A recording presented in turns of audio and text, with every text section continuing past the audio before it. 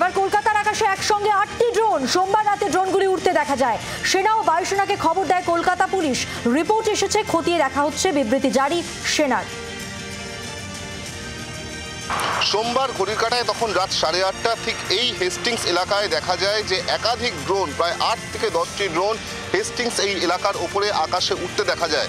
কলকাতা পুলিশের এক আধিকারিক তিনি এই বিষয়টি নোটিশ করেন এবং তারপরেই গোটা বিষয়টি লালবাজারকে জানানো হয়। লালবাজারের তরফ থেকে যখন এই বিষয়টি দেখা হয় যে 8 থেকে 10টি ড্রোন এখানে ফ্লাই করছে, বিশেষ করে হেস্টিংসের মতন এই গুরুত্বপূর্ণ জায়গায়, তখনই গোটা বিষয়টি সেনাবাহিনীর কাছে জানানো হয়। প্রাথমিকভাবে পুলিশের তরফ থেকে জানানো হচ্ছে যে মহেশতলার থেকে এই ড্রোনগুলোকে আসতে দেখা গিয়েছে হেস্টিংসের দিকে, এবং যেখানে আমরা জানি যে এই হেস্টিংস এলাকায় একাধিক গুরুত্বপূর্ণ ইনস্টলেশন রয়েছে, যেখানে ভিক্টোরিয়া মেমোরিয়াল থেকে শুরু করে সেনাবাহিনীর হেডকোয়ার্টার এবং অন্যান্য গুরুত্বপূর্ণ ইনস্টলেশন, তার উপরেই কিন্তু আকাশে এই ড্রোনগুলোকে ফ্লাই করতে দেখা গিয়েছে বলে জানা যাচ্ছে। এবং সেখানেই এই ময়দান চত্বরে কী কারণে এই ড্রোনগুলো ফ্লাই করছিল তা খতিয়ে দেখা হচ্ছে। আপাততভাবে এই গোটা বিষয় নিয়ে অফিসিয়ালি সেনাবাহিনী কিছু না জানালেও সেনাবাহিনী সূত্রের খবর যে তারাও ওই গোটা বিষয়টি খতিয়ে দেখছে। জি 24 ঘন্টার জন্য ক্যামেরায় বুবাইয়ের সঙ্গে বিক্রম দাস, কলকাতা। সীমান্তবর্তী জেলাগুলি নিরাপত্তায় জোর মুখ্যমন্ত্রীর। ডিএমএসপিদের সজাগ থাকার নির্দেশ মুখ্যমন্ত্রীর। রাজ্য জেলা ব্লক স্তরে কন্ট্রোল রুম চালু করতে হবে।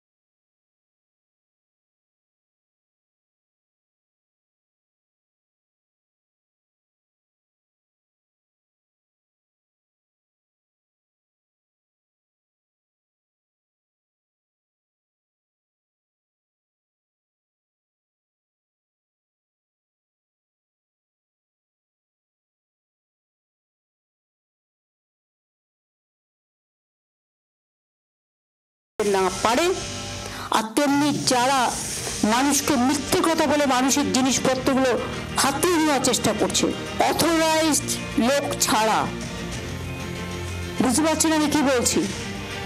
কেউ কাউকে কোনো ডিটেলস দেবেন না।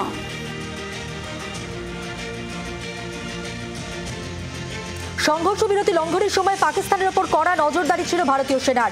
অত্যাধুনিক এআই প্রযুক্তির মাধ্যমে নজরদারি করছিল সেনা। ওপারের প্রতিটি পদক্ষেপের ওপর কড়া নজর ছিল, আর এই প্রযুক্তির মাধ্যমেই 8 থেকে 10ই মে প্রতিটি পাক পদক্ষেপ মোকাবিলা করা সম্ভব হয়েছে। ভারতীয় সেনার কন্ট্রোল রুমে একমাত্র জি 24 ঘন্টা। 10 मई की दोपहर को पाकिस्तान किस तरह से गिड़गिड़ाया और उसने सीज फायर की मांग भारत से की। उसने कहा कि अब मेरे में दम नहीं रहा आपसे लड़ने का। वो तस्वीरें आज हम दिखाएंगे और वो साक्ष्य बताएंगे कि किस तरह से पाकिस्तानी सेना पूरी तरह से घुटनों पर आई। कारण था कि भारतीय सेना की तरफ से लगातार जवाबी कार्रवाई की जा रही थी, उसकी पोस्टें यहाँ उड़ाई जा रही थी।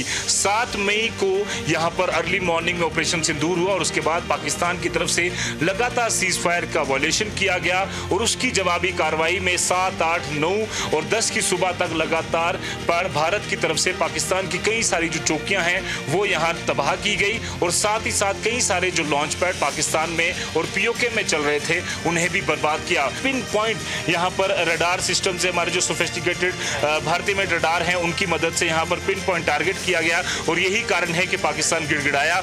वीडियो जर्नलिस्ट मानिकेनी, सरजोधपुर, आजी मीडिया, फुल सेक्टर। পরপর ঘরশত্রু জালে পাকিস্তানের হয়ে গুপ্তচর বৃত্তি। হরিয়ানার নুহ জেলা থেকে গ্রেপ্তার মোহাম্মদ তারিফ। পাক হ্যান্ডেলারদের নির্দেশে শীর্ষা বায়ুসেনা ঘাঁটির ছবি তুলেছে। मैं 2018 में पाकिस्तान एम्बेसी गया था अपने वीजा के लिए, तो वहाँ मेरा नंबर आया था काउंटर नंबर 1 पे। वहाँ था आसिफ बलोच, पाकिस्तान का अफसर जो है, उसने मेरा इंटरव्यू लिया। उसका 3-4 दिन बाद उसका कॉल आई मेरे पास उसने कहा मुझसे कि ऐसा कर दो, वीजा चाहिए? मैंने कहा हाँ चाहिए।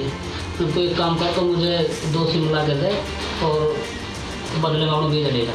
2024 में उसने मुझे कॉल करी क्योंकि तुझे एक काम है और एम्बेसी आना पड़ेगा। तो मैं एम्बेसी मान कर गया। उसने वो बोला मुझसे कि अब मेरी जो है कभी बदली हो सकती है, ये जाकर है कि मैं अक्सर आया है जो अब तू इसके साथ में टच हो जा, मैं इसको बता दूँ मैंने, अब तो इसके साथ रही हो। उसके जो मेरे बाद में कॉल आई फिर उसने कहा कि अब तो है जो सिम से काम नहीं चलेगा, अब तो वीजा नहीं लगेगा तेरा। अगर मैं वीजा ले गया तो अब कुछ हमारे लिए कुछ करना पड़ेगा और उसके लिए हम तुझे लाखों रुपये देंगे, जहाँ भेजेंगे वहाँ जा सकता है। अब मैंने वहाँ तो उनके सामने हाँ भर ली थी, ठीक है जैसे कहा मैं वहाँ चला जाऊँगा। उसने कहा कि सिर्फ से जाना है और एयरफोर्स से जो उसके बारे में उसकी फ़ोटो वीडियो कुछ हमें देनी पड़ेगी। मैं भी ठीक है।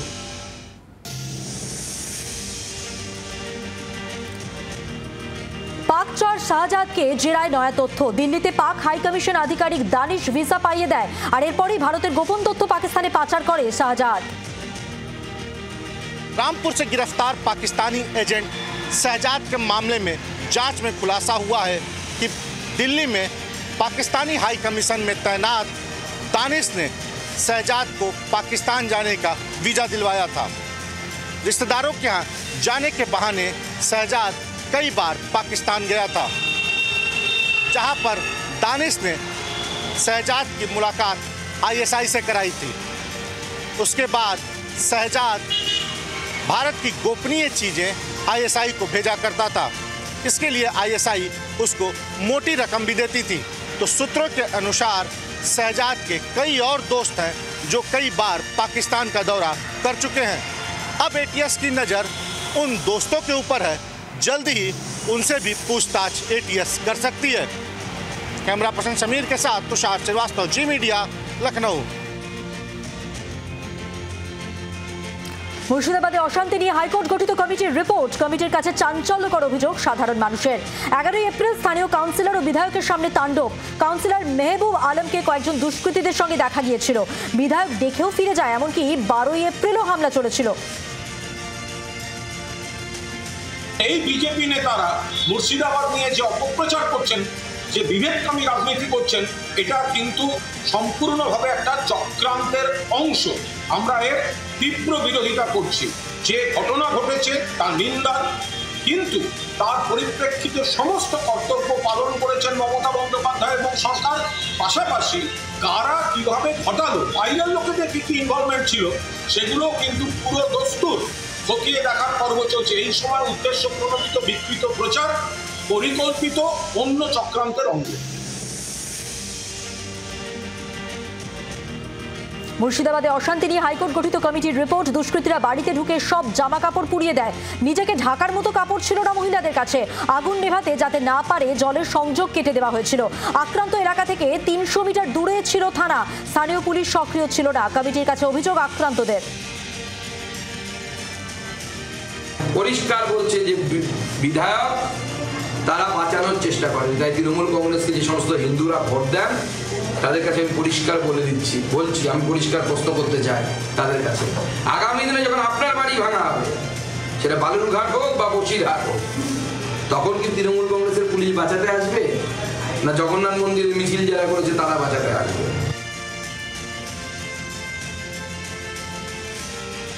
সাঁতরাগাছিতে সিগন্যাল বিপর্যয়। প্রচন্ড গরমে চরম দুর্ভোগে যাত্রীরা। ঘন্টার পর ঘন্টা অপেক্ষা। হাওড়া স্টেশন থেকে একের পর এক দূরপাল্লার ট্রেন বাতিল। দেরিতে ছাড়ছে অনেক দূরপাল্লার ট্রেন। এই প্রতীক্ষা সবরই প্রতীক্ষাকেও হার মানাবে।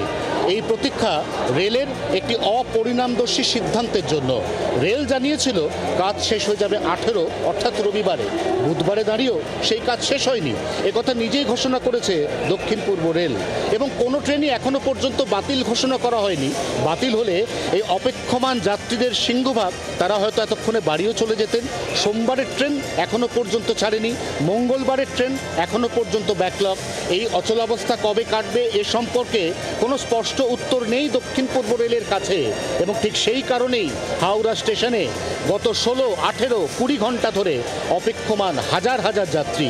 দুর্বিষহ গরম, স্টেশনে হাতে গোনা নামমাত্র পাখা, টিনের শেড, এই গরমের মধ্যেই কেউ কাটাচ্ছেন তার পরিবারকে সঙ্গে নিয়ে, কারোর সঙ্গে রয়েছেন অসুস্থ শিশু, বৃদ্ধ এবং বৃদ্ধা। রেলের তরফ থেকে কেন এত বড় গাফিলতি? কেন এখনো পর্যন্ত এই গাফিলতির পরেও ট্রেন বাতিল বা ট্রেন কখন ছাড়বে তার সম্পর্কে নির্দিষ্ট ঘোষণা নেই? এই প্রশ্ন ক্ষুব্ধ যাত্রীদের মনে। 24 ঘন্টার জন্য ক্যামেরায় তরুণের সঙ্গে অয়ন, হাওড়া স্টেশন। কবে পরিস্থিতি স্বাভাবিক হবে জানে না রেল কর্তৃপক্ষ। 18 মে সাঁতরাগাছি রেল ইয়ার্ড উন্নয়নের কাজ শেষ হয়েছে। 18 মে কাজ শেষ হলেও ত্রুটি রয়েছে মানল দক্ষিণ পূর্ব রেল। নন ইন্টারলকিং সিগন্যালের ত্রুটি রয়ে গেছে, বিজ্ঞপ্তি প্রকাশ দক্ষিণ পূর্ব রেলের। নবদ্বীপের বাসিন্দা সীমা মল্লিক এবং তার স্বামী গৌরব মল্লিক শারীরিক অসুস্থতার জন্য তার স্ত্রীকে নিয়ে তিনি যাচ্ছেন চেন্নাইয়ে। গতকাল রাত্রির 8টা নাগাদ হাওড়া স্টেশনে তিনি আসেন। তাদের ট্রেন ছাড়ার কথা ছিল রাত 11:40 নাগাদ। পরের দিন অর্থাৎ বুধবার এখন 12:30 বাজতে চললেও এখনও পর্যন্ত ট্রেন ছাড়েনি, অর্থাৎ 12 ঘন্টা অতিক্রান্ত হয়ে গিয়েছে। কখন ট্রেন ছাড়বে জানেন না। কালকে রাত থেকে একদম আজ এখনো 12টা বাজতে চললো, এখনো অবধি তো বসেই আছে। এখনও তারা জানেন না যে কখন এই হাওড়া স্টেশন থেকে ট্রেন ছাড়বে। আদৌ চেন্নাই পৌঁছাতে পারবেন তো? শুধু যারা চেন্নাই যাবেন তাই নয়, যারা ফিরছেন দূর দূরান্ত থেকে তাদেরও একই সমস্যা। কখন এই সমস্যা মিটবে প্রশ্ন যাত্রীদের। C24 ঘন্টার জন্য ক্যামেরায় পার্থ পালের সঙ্গে রনয়, হাওড়া স্টেশন। কাল বাস ধর্মঘট হচ্ছে না। ধর্মঘটের পর থেকে সরল বাস মালিক সংগঠন। লালবাজারে বৈঠক ডাকেন সিপি মনোজ ভার্মা। বৈঠকে ছিলেন পরিবহন দপ্তরের প্রধান সচিব সৌমিত্র মোহন। ধর্মঘটে সব বাস মালিক সংগঠনের নেতাদের ডাকা হয় বৈঠকে। প্রায় 1.5 ঘন্টা লালবাজারে বৈঠকের পর অবশেষে ফিরল স্বস্তি। 72 ঘন্টার প্রস্তাবিত বাস ধর্মঘট থেকে সরে এলো 5টি বেসরকারি বাস মালিক সংগঠন, তার সঙ্গে আরও 2টি পরিবহন সংগঠন, সব মিলিয়ে 7টি সংগঠন। যেভাবে এই রাজ্যের কোচবিহার থেকে কাকদ্বীপ পর্যন্ত সর্বত্রই বাস বন্ধ রাখার, গণপরিবহন পণ্য পরিবহন বন্ধ রাখার সিদ্ধান্ত নিয়েছিল, সেই সিদ্ধান্ত থেকে তারাও পিছু হটল।